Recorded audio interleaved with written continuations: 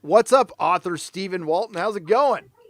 I'm doing all right, Gary. How's everybody on the panel? Thank you for having me. Good to have you here, man. Yeah, brother.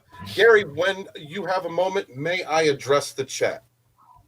We have a moment. Address the chat. Do it now. Thank you very much. All right. Is he getting his cock out? He is. He's getting ready to go. Oh, man, you put the camera away. Excuse me while I whip this out. As I just discovered you recently. I'm sorry I'm late to the game. I love your channel, brother. My brothers and sisters in the chat, let's wind the clock back 2 years. These ideopolitical extremists, not creating but repurposing franchise, would not listen to any fan. And what did they do?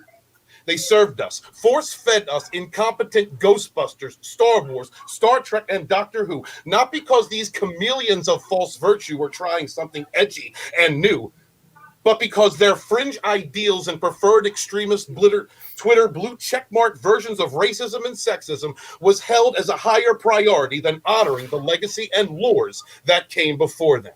These socially destructive aberrations, these bigots of mass virtue, these self-important, insanely wealthy ideologues, the bullies of yesteryear, have not a single connection to the geek and nerd cultures for which they have been given the keys to drive what we have loved into the ground. They have no attachment to it, no love for it. They do not care about these properties, legacies, characters, legends, mythos that we, the geeks and nerds of decades past, cherish as the escapism from the bullies' throttling abuse. We were not members of the in crowd. We were not the popular kids. We were the outcasts, the rebels, the misfits, coming together in comic book shops, playing Dungeons and Dragons, to engage in competitive gaming before it was the cool thing to do. We began these trends and honored those geeks and gamers who did so before us.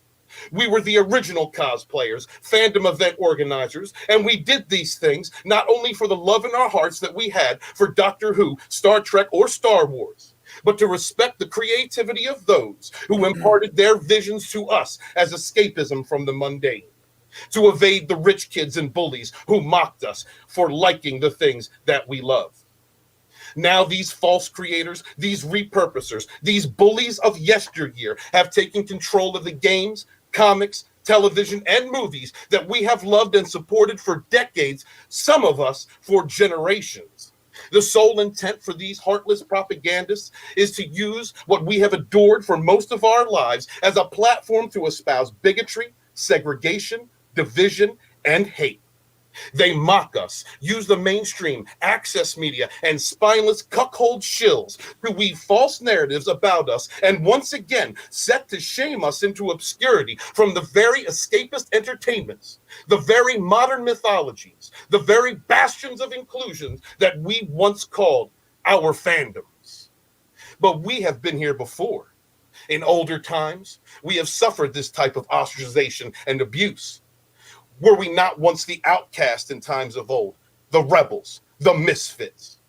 Out of these dark times in our pop culture, after the obscenity of CBS All Access Star Trek, the mockery of Chris Chinball's Doctor Who, and the complete and utter degradation and disrespect of the single greatest hero in science fantasy, Luke Skywalker, all of these intentionally open insults to everything we have loved for decades, these hateful, crass, disingenuous social justice bigots set about defaming, labeling, attacking not only us, but our grandparents, our parents, siblings, and children, if we dare have anything to say about it. They use their weight in the media in an attempt to bludgeon us into capitulation. Yet there were those who would not kneel to this onslaught of false virtues and fake narratives. These men and women who showed us the way, who stood up and raged against the machine, who put themselves, their professions, their companies, and their families at risk to be our voices in this war for our modern mythologies.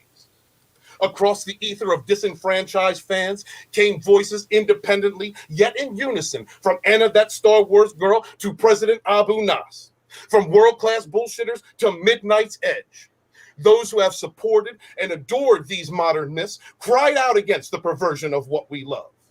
And the geeks, gamers, nerds, and comic book enthusiasts came together in these very chats and formed a new bastion of free thought and expression for what we love.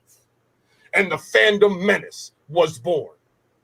As I, author Stephen Walton, the Fandom Menace historian, your Fandom Menace historian, created in the chats of the High Council with my brothers and sisters, seek to honor these voices and document who we are and what we stand for.